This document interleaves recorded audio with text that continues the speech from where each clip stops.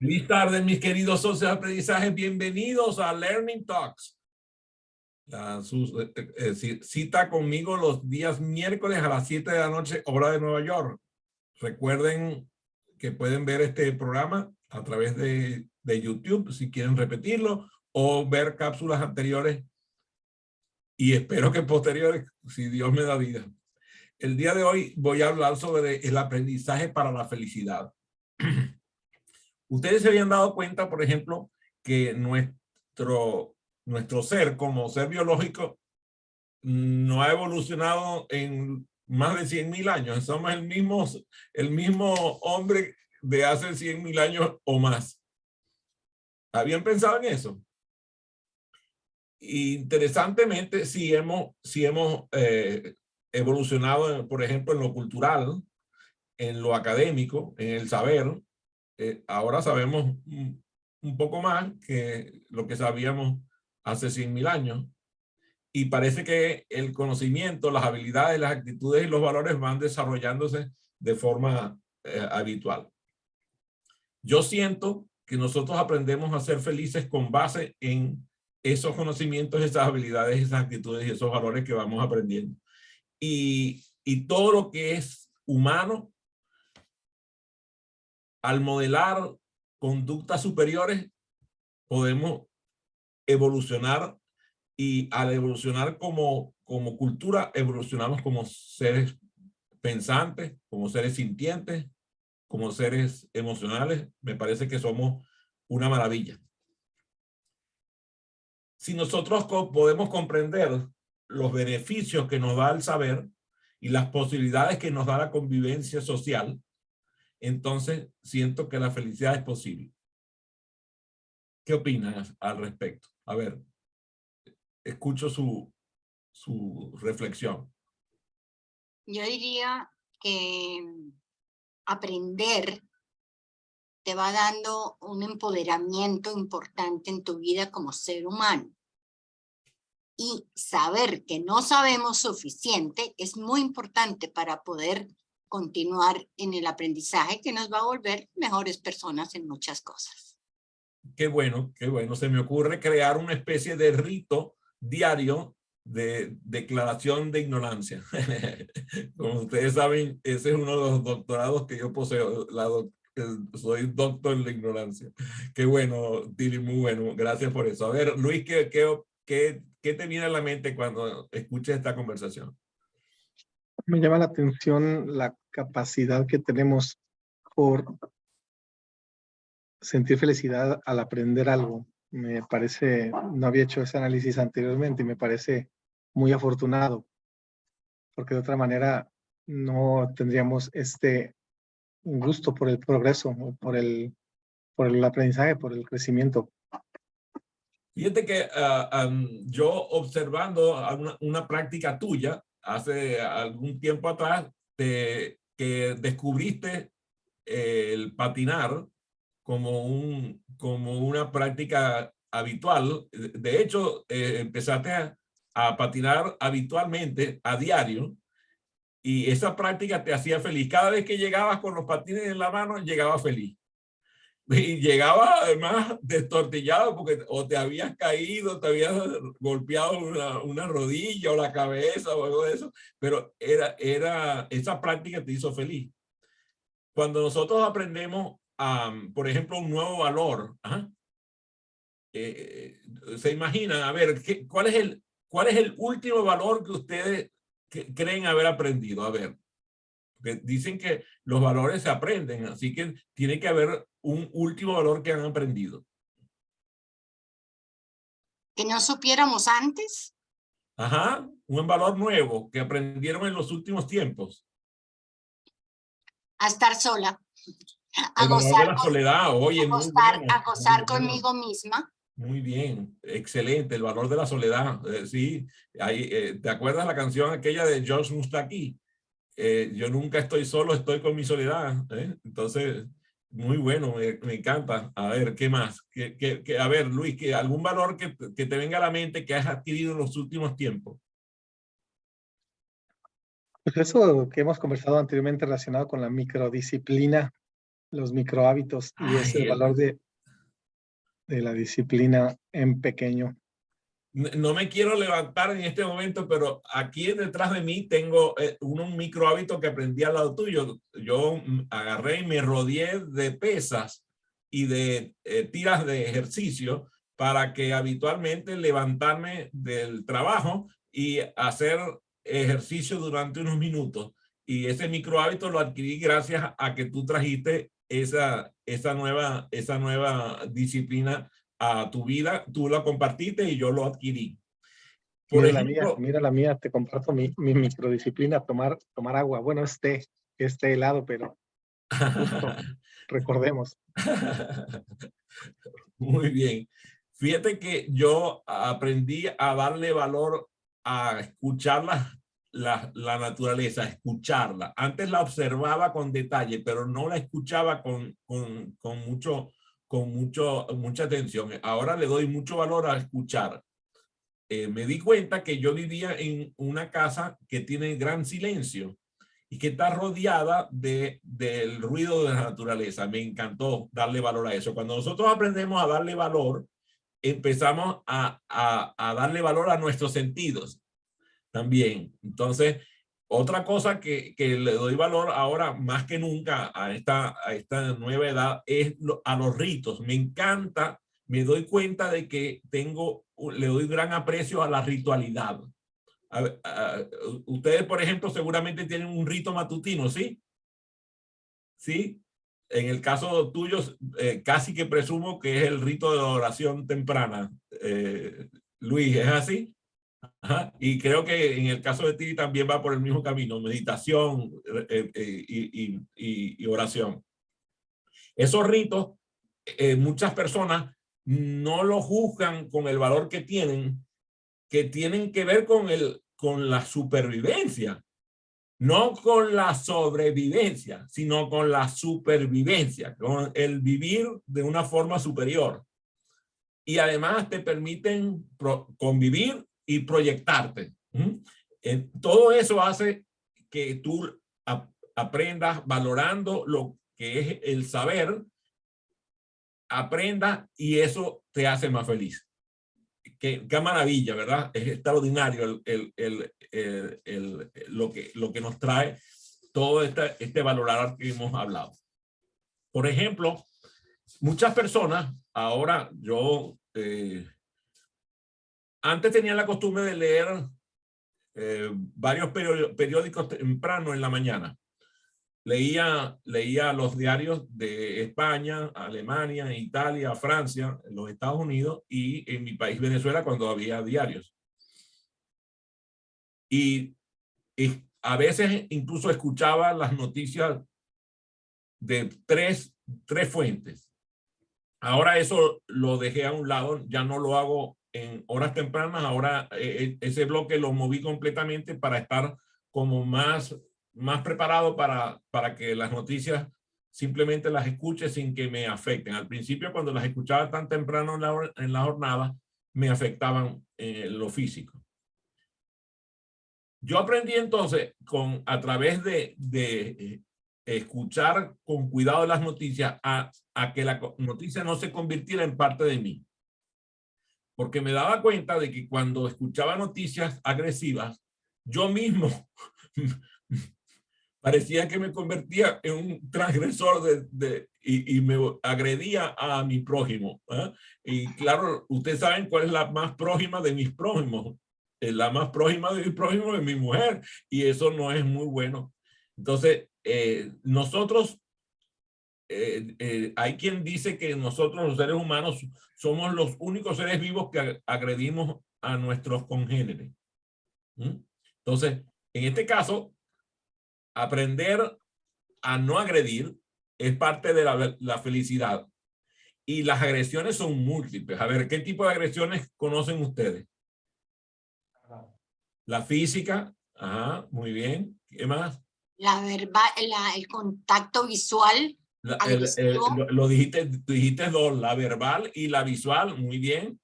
Me recuerda a mi amigo que decía esta y esta y esta y esa. ¿Recuerdas las 4? Exacto, verbal, vocal, verbal, no verbal, vocal, no vocal. Muy bueno, ¿eh? Ahí está la variedad bastante completa. ¿Eh? A ver, ¿qué otro tipo de agresiones conocen? El silencio. Oye, no tanto el silencio como el callar. El callar, o sea, no Que son contestar. dos cosas distintas, ¿verdad? El callarse, es increíble. ¿Eh? Ahí hay una agresión de tipo psicológico, ¿cierto? Hay una agresión de tipo psicológico. Ah, ¿qué más? ¿Qué más conocen como agresiones?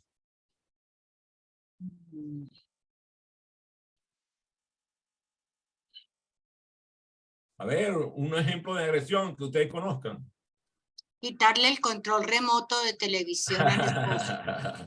Ya te acordaste de tu marido. Muy bien. Entonces, por ejemplo, la agresión comunicacional, ahora que nombraste el control del televisor, la agresión comunicacional, cómo a través de las vallas, los anuncios de teléfono, la televisión, el cine, la radio, la prensa en general, todos los medios de comunicación pueden ser un medio de agresividad para el ser humano. ¿Sí? Muy bien. ¿Qué más? Una más. Agresión, A ver ¿cómo le suena este? El desamor. desamor, sí, pero El desamor. El desamor es una forma de agresión importantísima. Entonces, una de las mejores garantías de felicidad es la no agresión. En eso hay seres humanos que han dado unos ejemplos extraordinarios. Me viene rápidamente a la mente, por ejemplo, Mahatma Gandhi, o la Madre Teresa de Calcuta. Son un ejemplo de personas que educaron en la no agresión, ¿cierto? Denme otros ejemplos que ustedes tienen cerca, a ver. la religiosa. De no agresión. De no agresión, sí. ¿Quién está al lado tuyo, María Delmira, que está metido en la conversación sin mostrarse en cámara? Es mi esposo que me está acompañando. Te sirve de anotador, qué maravilla. Me está dando pistas. Que te presente. Hola, ¿cómo están todos? Hola, ¿cómo estás? Mira, Bien, por ejemplo, bien, una persona que me muestra la no agresión es tu hermano. Tu hermano es una persona muy linda y muy querida. Tu hermano es un sacerdote que yo admiro muchísimo. Sí, es muy especial. Hay personas que agreden religiosamente. Porque... Ay, muy buena la agresión religiosa. Upa, eso estuvo pesado. No lo había... Sí, porque te dicen a ti, si tú no haces esto, vas para el infierno. Agresión. Y Doña Paz es media psicológica. Muy bien, muy bien. Entonces, ahí vimos cómo la no agresión contribuye a la felicidad. ¿Estamos de acuerdo? Sí. Muy bien. A mí me da gran felicidad. Por ejemplo, apareció Luis de la Torre en esta sesión y eso me trajo una enorme felicidad. Como tú sabes, pues yo le tengo un gran afecto. Apareció Tili, que es mi fija también, y ya María Delmira me había dicho que iba a asistir y la recibo con mucho afecto. En este caso, yo pienso que la interacción, el interactuar con otras personas es una manera de acercarse al ser humano y acercarse a la felicidad. Si nosotros aprendemos a convivir, ese es un aprendizaje extraordinario, el aprendizaje de la convivencia. Si nosotros aprendemos a convivir, aceptando las opiniones de los demás, aceptando las diferencias, aceptando a que las personas tengan intimidad, que te digan algo a ti y tú no lo digas más para adelante porque no tienes permiso para hacerlo.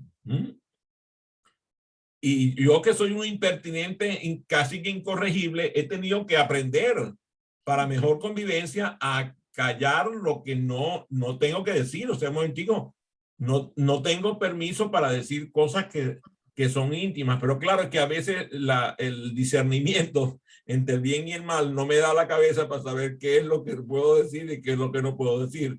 Entonces, bueno, pero ahora soy más precavido. Por lo menos precaución sí tengo, se lo puedo decir. Un llamado a la prudencia también. Claro, en cierta forma tiene que ver con la prudencia, o sea, tener cuidado de no herir, de no herir. Si vas a golpear, que no sea para herir, sino para esculpir, dice el filósofo, ¿verdad? Entonces, por ejemplo, otra manera de aprender a convivir con otras personas es aprendiendo a escuchar con empatía, así como Tilly nos ha enseñado, a escuchar más que ser escuchado, ¿no? A escuchar con ganas de escuchar, con ganas de poner atención. Eso hace que nosotros evolucionemos y podamos aprender más. Si nosotros además de eso utilizamos la escucha para no opinar en aquellas cosas de las cuales no tenemos competencia. A mí me interesa mucho eso, porque muchas veces yo oigo personas hablando sobre temas de las cuales son absolutamente ignorantes, y no con fines de aprender, sino con fines de mostrar que saben lo que realmente no conocen.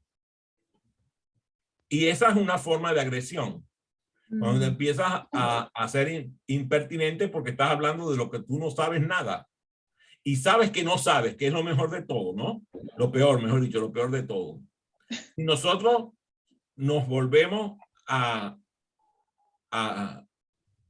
más abiertos a escuchar, entonces podemos opinar respecto a un tema que nos acaban de conversar, de los cuales podemos decir, mira, yo te doy esta opinión sobre este tema de lo cual no conozco. Y aceptas que tú ignoras. Eso. Pero si tú, además de que vas a opinar, de la verdad de que tú eres un experto, de que sabes más que la Cucarachita Martínez. Por cierto, que en estos días dije esta frase de la Cucarachita Martínez, y entonces una persona me escribió en la sala, me escribió, ¿qué es eso de la Cucarachita Martínez? Se ve que yo estoy más viejo que la sala, porque eso es más viejo. Eso es de cuando yo estaba muchacho, la Cucarachita Martínez. Por favor, busquen el cuento de la Cucarachita Martínez. Ustedes le rezan a San Google y San Google le contesta. Ya María Delmira aprendió a rezar en San Google. Entonces, si nosotros aprendemos a estar con los demás, deseando que los demás sean felices, mira qué cosa maravillosa. No deseando nosotros ser felices, sino deseando que el otro sea feliz. Eso es maravilloso, porque entonces tú estás en la posición de dar y no de recibir. Claro, había el tío de mi compadre Hugo Rafael, él decía que era mejor dar que recibir. ¿Qué opinas tú de eso, Luis de la Torre? Seguramente tu tío era boxeador, me imagino. Es correcto, mi tío era boxeador, por eso decía eso, que era mejor dar que recibir. Oye, ¿cómo se ve cuando uno cuenta un chiste que ya contaba antes? Luis no me deja pasar una. Entonces, en este caso, pero lo que sí es cierto es que mientras nosotros nos ocupamos de dar de nosotros más que pedir para nosotros, eso contribuye a la felicidad. Por eso la interactividad, la interacción, la interdependencia es garantía de felicidad. Fíjense, una forma de interdependencia tiene que ver con el trabajo en equipo, con el formar parte de organizaciones, de equipos de trabajo. Cuando nosotros logramos, dice que nada de lo que vale la pena hacerse solo. Entonces, parte de la felicidad es no tener que hacer las cosas solo, sino tener siempre a alguien con quien contar, pero no para uno venir y descargarse sus propias responsabilidades en los demás, no, es poder hacer nuestra labor trabajando con el otro. Cuando, por ejemplo, yo tengo la oportunidad de que Tilly o Luis vienen a mi sala de aprendizaje y colaboran conmigo en el proceso de facilitación. Al trabajar en equipo, esa es la base de la economía. lo que logro yo es economizar energía para usarla mejor. Entonces se hace lo que se llama sinergia. Como Luis de la Torre estudió ingeniería, conoce ese concepto muy bien. A ver, Luis, coméntale aquí a la audiencia qué es lo que tú sabes sobre la sinergia o sinergia.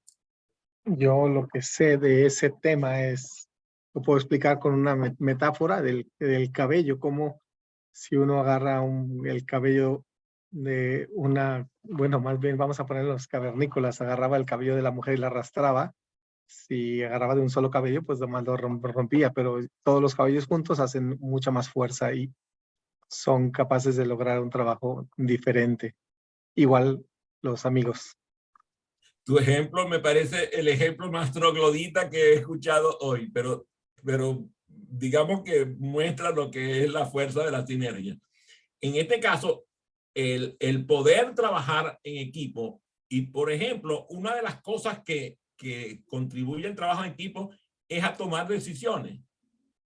Si nosotros logramos trabajar con nuestro equipo para lograr una decisión concertada, eso hace que la decisión concertada contribuya a la felicidad. Fíjate, a ustedes seguramente les puede haber pasado algo así, que llegue a alguien a uno de sus grupos donde están trabajando y entonces él viene y se erige en el vocero del grupo y dice: nosotros decidimos. Y tú por dentro dices: yo no decidí. Habrás decidido tú porque yo no te di mi voto, ¿verdad? Es cierto eso, ¿verdad? Y tú te sientes enormemente frustrado. Pues dice: ¿por qué habla por mí? Si yo no le he pedido que hable por mí. Si tú logras trabajar en la concertación para lograr el interés compartido y logras, por ejemplo, utilizar las herramientas de la negociación, de la mediación, de la conversación, del coaching, ¿eh? Ahora que llegó Teresa, pues ella tomó una formación en coaching y fue feliz. Porque dice: un momentico, ¿por qué no me enseñaron a mí esto antes? Tenía que haberlo aprendido varios años antes. Porque al hacer el trabajo de coaching, lograba que la gente tomara decisiones más inteligentes, más sabias. Esta mañana me decía Iris: mi amor, ¿por qué piensas que esta persona tomó esa decisión tan equivocada si es una mujer tan inteligente? Y yo le dije: lo que pasa es que una inteligencia no es sabiduría. Nosotros necesitamos personas sabias. Por eso a mí me encanta, y escribí un artículo hace tiempo y estoy buscando desarrollar más, que en vez de hablar de inteligencias múltiples, hablemos de sabidurías múltiples. Y ahora que hay como 13 inteligencias ya identificadas por Howard Gardner, entonces imagínate 13 maneras de ser sabio. Si nosotros buscamos que el grupo nos oriente, normalmente la decisión va a ser más sabia. Y si llegara el grupo a tomar la decisión errada, ¿qué creen que va a pasar? A ver, comenten. Todos asumen responsabilidad. Eso. Muy bien. ¿Qué más? Si, ¿Qué más si pasa? fue un consenso de grupo, deben aceptar la responsabilidad del error. Sí, aunque duela el haberse equivocado, pues sabrán que la decisión la tomaron entre todos y bueno, toca asumir esa responsabilidad. Pues estoy de acuerdo contigo. Y no duele menos. Se evalúa y se vuelve a empezar, ¿no? Ajá. ¿Y qué pasa con el compromiso? Yo creo que el compromiso está ahí porque la decisión fue finalmente tomada por el equipo, entonces no es una decisión impuesta, sino es una decisión de todos. Y al hacer eso, dice que mal de mucho, consuelo de tontos. Yo creo que que la frase está errada. Más de mucho es consuelo de todos. Por eso, cuando nosotros nos equivocamos en un grupo que ha hecho su trabajo para realizar la compenetración, todos asumimos la obligación que contrajimos y luego esa participación que tuvimos en la decisión nos hace que nos comprometamos a resolver el mismo problema que causamos con la decisión errada. Entonces, yo siento que para ser feliz hay que formar parte de la comunidad. Aquellos seres solitarios, aislados, que viven como si el mundo no le importara, no propenden a ser felices.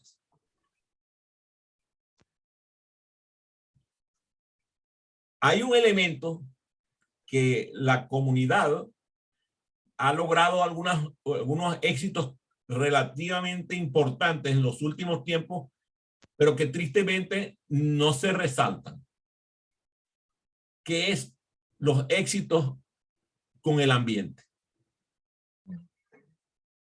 Es impresionante la ventaja que trajo el COVID al ambiente. ¿Conocen algunos datos acerca de eso? Sí, en Perú, por ejemplo, a las playas volvieron muchas especies marinas que habían desaparecido por un tiempo. Muchas gracias. Buen ejemplo. A ver, ¿qué otra cosa conocen acerca de lo que pasó con el COVID y el ambiente? Bueno, aquí en mi comunidad, pues nos dimos cuenta a los pocos meses de que estábamos en el COVID que habían palomas y habían aves de varias especies. Y esto pues fue algo muy notorio porque antes nadie se fijaba en eso, pues, y era que nosotros mismos estábamos ocasionando que ellas no pudieran habitar con nosotros. Las cifras, por ejemplo, de disminución del anhídrido carbónico en las ciudades fue importantísimo. Y algunas ciudades inteligentes han aprovechado la disminución para tomar medidas fundamentales. Además, como muchas personas ya no desean volver a trabajar en edificios, hay edificios completos que están siendo desocupados y reorientados a nuevas actividades. Entonces, el tránsito también ha cambiado después del COVID. Pero hay decisiones expresas que se han tomado para cuidar el ambiente y todo lo que tiene que ver con hacerse responsable de la naturaleza, que la convivencia social ha hecho que nosotros nos ocupemos y que se resuelvan algunos problemas que tenían muchos años totalmente descuidados. Yo les recomiendo que busquen en internet noticias buenas del ambiente. Se van a sorprender de muchas noticias que son favorables en el ambiente. Entonces, parte de la felicidad del ser humano proviene de cuidar su ambiente. No solamente el ambiente emocional, no solamente el ambiente familiar, no solamente el ambiente físico de las ciudades, sino también el ambiente de la naturaleza. Parte de eso significa vivir con un compromiso social con el ambiente. El aprender a cuidarnos, cuidando la naturaleza, o sea, aprender a que cuando cuidamos la naturaleza nos cuidamos a nosotros mismos.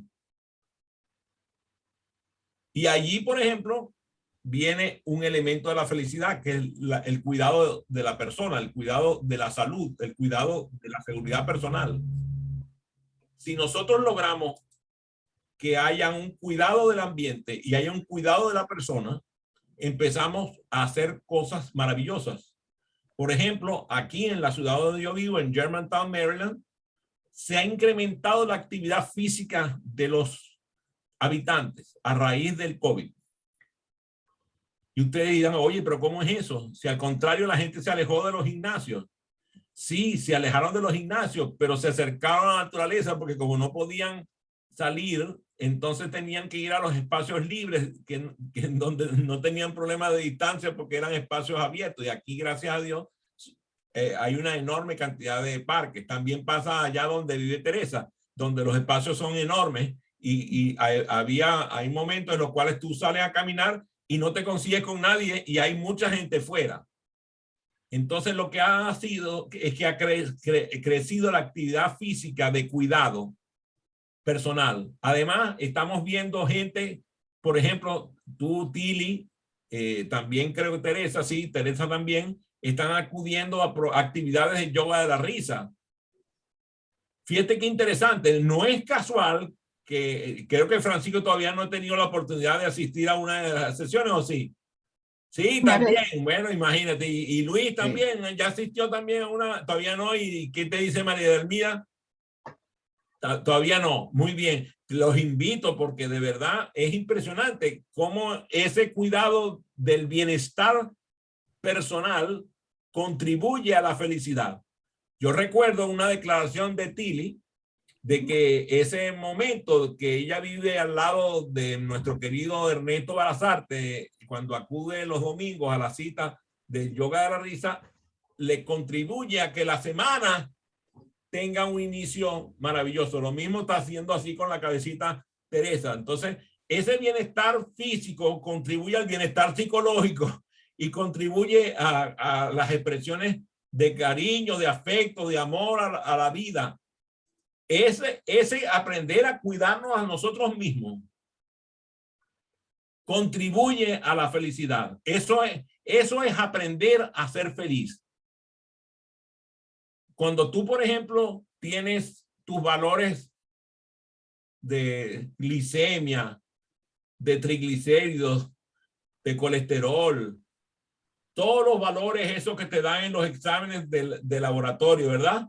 Los tienes en positivo. Tú eres feliz, en serio, te llega el reporte y dices, oye, qué bueno, tengo la glicemia en el estándar bajo, todos los resultados me están dando bien, además la masa corporal me demuestra que estoy más delgado. Yo me acuerdo, mira, ahí está Luis, que ahora luce guapo, mira, como su camisa rosada, tú sabes, cuando él empezó a bajar de peso, fue increíble. ¿Cuántas libras perdiste, Luis? ¿Quién sabe? ¿Como 40? No tengo idea.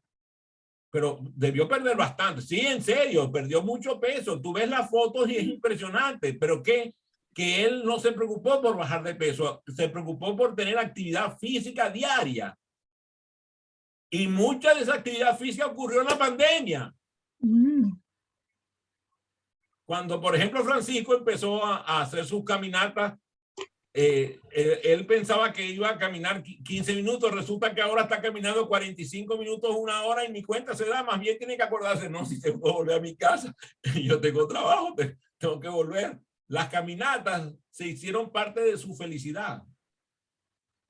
Cuando nosotros nos cuidamos a nosotros mismos y además cuidamos al ambiente, ese bienestar físico genera bienestar psicológico, y al hacer eso empezamos además, porque cuando vas por la calle, aquí por ejemplo en Germantown, que es una maravilla, tú vas caminando y te saludan los transeúntes.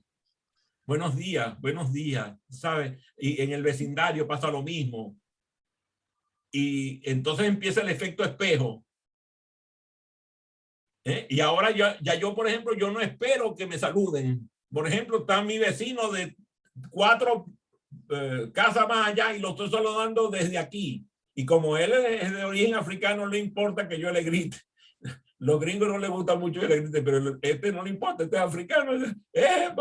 George, ¿cómo estás? ¿Cómo te va? ¿Cómo te fue? No sé cuándo. Y nos saludamos, y tú dices, bueno, pero no puede ser así, esto va a ser un escándalo. Al contrario, es lo que ese bienestar se comunica. Durante los pasados días yo tuve la visita de mi querida Lady Pereira, que estuvo aquí desde Queen, y estaba junto con su pareja, y su pareja es italiano y no habla inglés ni español. Entonces era una maravilla porque además estábamos hablando, tú sabes, estábamos hablando y era notoria la presencia. Y tú sabes, Lady estaba disparada a lo italiano y hablaba además yo vivo con una maracucha que tiene una voz estentoria. Esta casa era un escándalo. Maravilloso. La alegría se sentía. Esa forma de acondicionar la vida, si nosotros acondicionamos nuestra vivienda para cuidar el ambiente, cuidamos nuestra alimentación para cuidar nuestro cuerpo, cuidamos nuestro trabajo para que el trabajo sea bien hecho, hacemos las cosas recreativas que queremos que sean adecuadas para nuestra mejor distracción y aprendemos a convivir con los demás, eso no se puede traducir en otra cosa que no sea felicidad.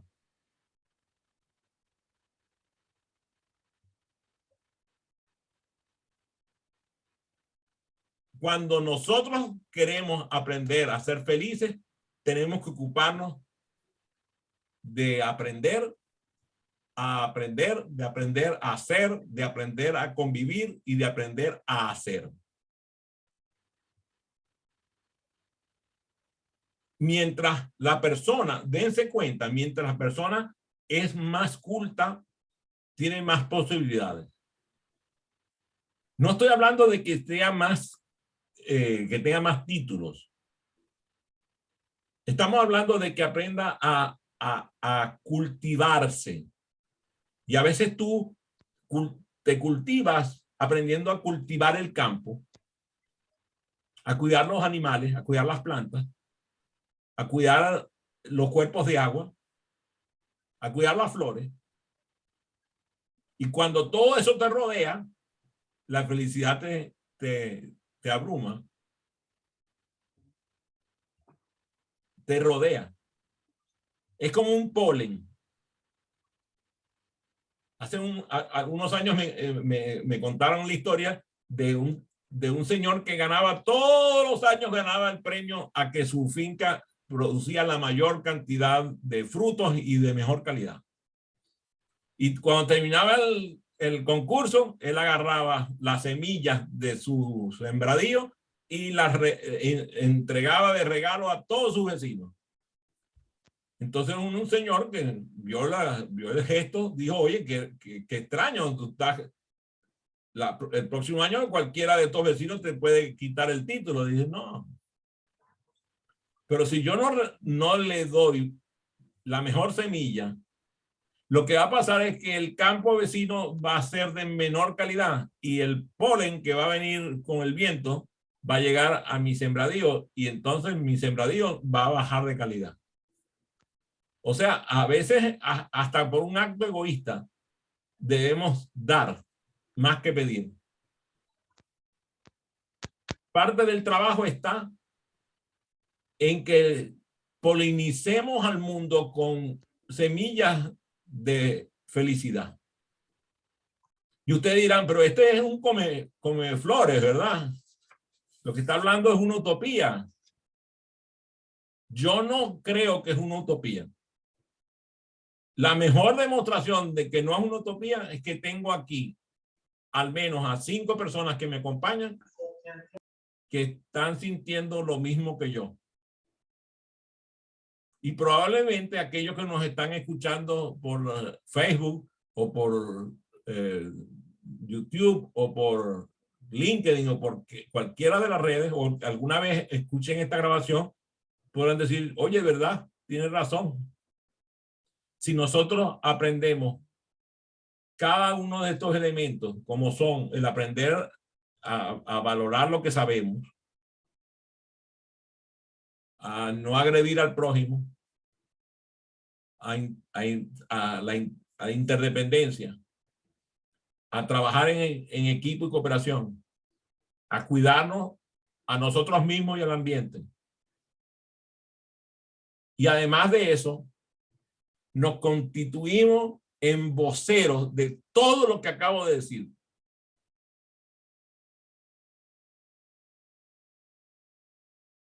Sería injusto, óyeme bien, sería injusto que las personas que asistieron a este live de Learning Talk, al salir, no enciendan la máquina rociadora de polen en sus casas.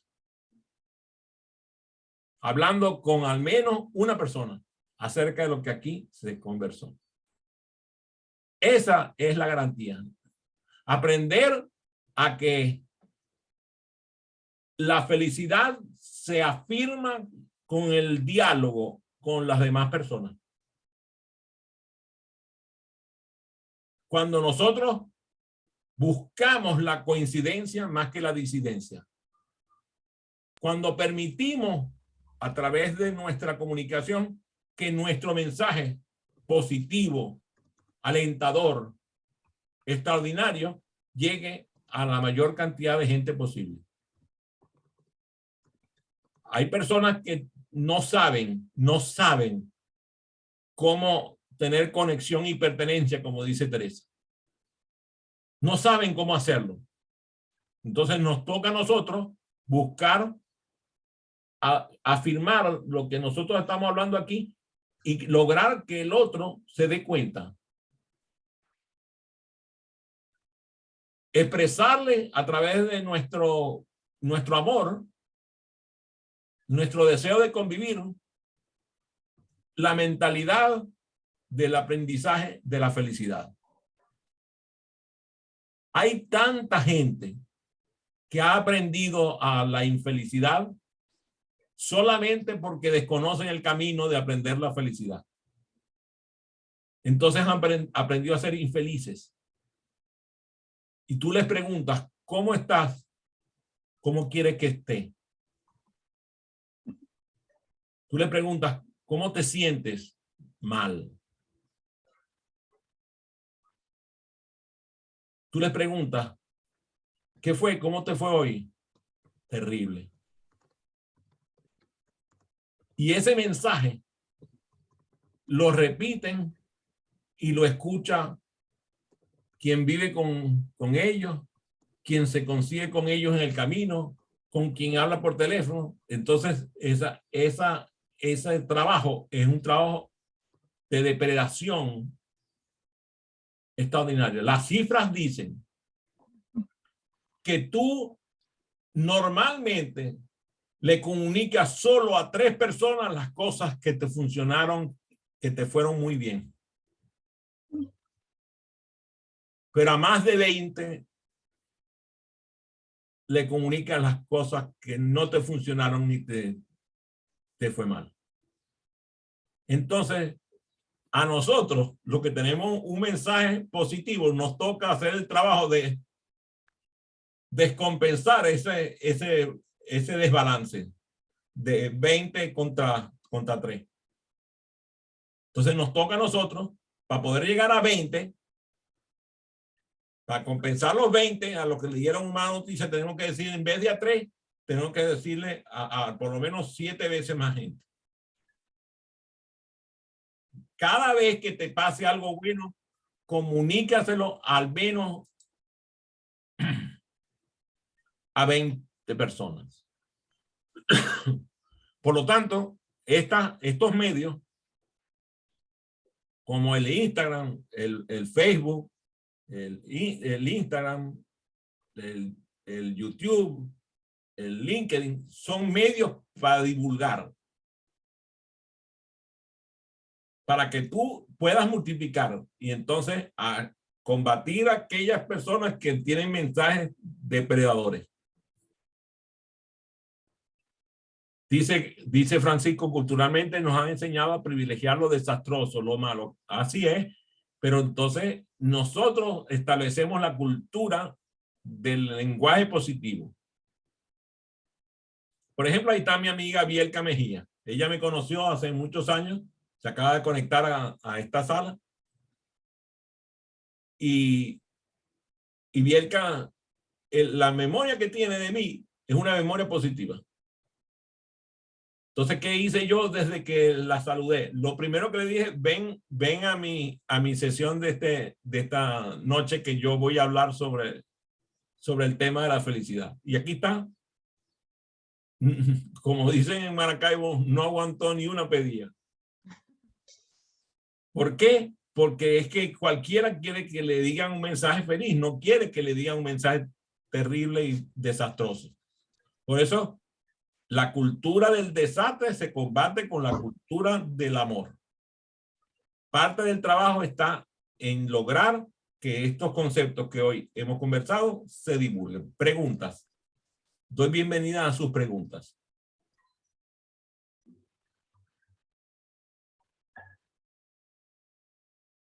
Adelante, Teresa. Yo sé que tú siempre tienes una pregunta buena. Bueno, ¿cómo se les puede decir a las personas de que la felicidad no viene de afuera, ni de alguien más, ni de algo más, sino que depende de nosotros mismos? Y eso es muy difícil de expresar a las personas que no quieren, ¿no? Que están en la cultura del desastre siempre. A mí me pasa esto mal, a mí, o sea, están esperando que algo o alguien las haga felices, ¿no? Y no empiezan a trabajar en sí mismas, ¿no? Muy bien. Coloca tus manitas así una frente a la otra. Cuando yo diga, cuando cuente hasta 3, vas a producir un aplauso. ¿Está bien? 1, 2. No, yo dije que a la cuenta de 3. No, dice 3, sí. Yo conté 3 en mi mente. Ajá, fíjate qué interesante. ¿Pero qué fue lo que hiciste? Esperé un rato. Yo pienso que es la imitación, lo que me estás Es diciendo. correcto, es el modelaje. Eso es lo que así se hace. Se modela la conducta positiva. No se explica, no se comunica, no se dice nada, no se convence, no se hace nada. Se modela. Ok. ¿No te ha pasado que tú ves a alguien? ¿Han visto ustedes un video que a veces circulan de alguien que está en el metro y se está riendo a carcajadas? Sí. Y todo el carro del metro termina muerto de la risa. ¿Sabes qué? Esa es la filosofía que usamos con los niños. O sea, no les decimos qué hacer ni cómo hacerlo. Modelamos. Les modelamos. Por cierto que me acordé muchísimo de ti porque estoy viendo una serie coreana de una abogada que es autista con dotes superdotada. Wow. Entonces ella es abogada, pero es autista y es muy desafiante. Interesantísimo el programa, muy bien realizado, muy respetuoso. Algo crudo, algo duro para quien, tú sabes, es sensible, pero me acordé muchísimo de ti porque sé que tienes esa virtud de trabajar con personas autistas que son una maravilla y que se aprende muchísimo. Gracias por ser un ejemplo del éxito que se puede encontrar en el amor por los niños autistas. Gracias por eso, Teresa. Una última pregunta antes de irnos. Sí, yo tengo una pregunta. Adelante. Porque tú has podido indagar, ¿la felicidad tiene alguna relación con el género también? ¿Las mujeres son más felices que los hombres, por ejemplo? ¿O viceversa? Bueno, yo no he encontrado datos estadísticos que digan eso. Lo que sí te puedo decir es que yo estoy aprendiendo a ser mujer.